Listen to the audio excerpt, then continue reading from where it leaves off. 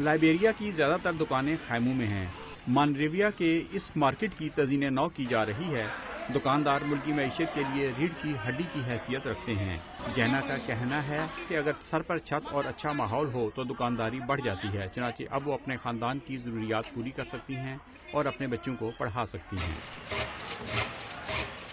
یہ ایک چھوٹا سا پروجیکٹ ہے جو بیرون ملک مقیم لائبیریا کے باشندوں کی مدد سے چل رہا ہے۔ اس طرح کے کئی پرائیویٹ گروپس لائبیریا کی تعمیر نو میں حصہ لے رہے ہیں۔ 14 سال قبل کی خانہ جنگی نے لائبیریا کو ایک ناکام ریاست میں بدل دیا ہے۔ 2003 میں مغربی افریقی اکنامک بلاک کے فوجی دستے لائبیریا میں داخل ہوئے اور انہوں نے اقوام متحدہ کی مدد سے وہاں امن قائم کیا۔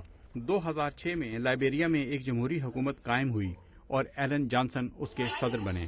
یہ ملک اب بھی اپنی معیشت چلانے کے قابل نہیں ہے۔ مس بیکر ایک غیر سرکاری تنظیم فنڈ فار دی پیس کی سربراہ ہیں۔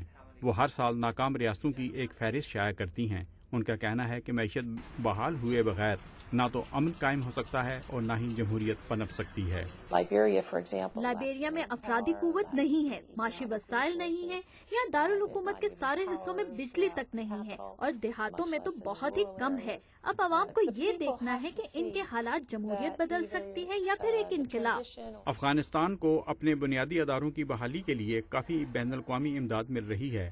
طالبان کے عہد میں لڑکیوں کو اسکول جانے کی اجازت نہیں تھی۔ نسیمہ رحمانی کو یہ خوشی ہے کہ وہ اب لڑکیوں کے ایک نئے اسکول میں پڑھا رہی ہیں۔ میں ایک استانی اس لیے بنی ہوں کیونکہ میں اپنے لوگوں اور اپنے ملک کی مدد کرنا چاہتی ہوں۔ ہمیں ماضی میں پریشانیوں کا سامنا رہا ہے۔ میں نے ایک ٹیچر بننے کے لیے پڑھائی کا فیصلہ کیا تاکہ لوگوں کو جہالت کی تاریکی سے نکال سکوں۔ اسکولوں کے ساتھ ساتھ امریکی مدد سے افغانستان میں 1500 کلومیٹر لمبی سڑکوں کی مرمت کی گئی ہے۔ امریکی ڈیموکریٹک پارٹی کے کانگریس مین ایڈم سمتھ کا کہنا ہے کہ ان منصوبوں کے ذریعے ایک تبدیلی آئے گی۔ اب وہاں کاروبار کامیاب ہو رہے ہیں، مگر اس کے لیے ضروری ہے کہ حکومت سڑکیں بنائے، انفراسٹرکچر فراہم کرے، وہاں آپٹک فائبر بچھائی جائے، وہاں پل بنانے کی ضرورت ہے۔ میرا خیال ہے کہ انہیں مدد فراہم کی جائے تو وہ ناکامی سے باہر آ سکتے ہیں۔ ان ملکوں میں ایسے واقعات بھی ہوئے ہیں کہ بیرونی مدد کا کوئی فائدہ نہیں ہوا اور یہ کوششیں ناکام رہیں۔ حال ہی میں ہیٹی میں خوراک سے بھرے ہوئے ٹرکوں کو وہاں بندرگاہوں پر لوٹ لیا گیا کیونکہ افسرشاہی نے انہیں روک رکھا تھا۔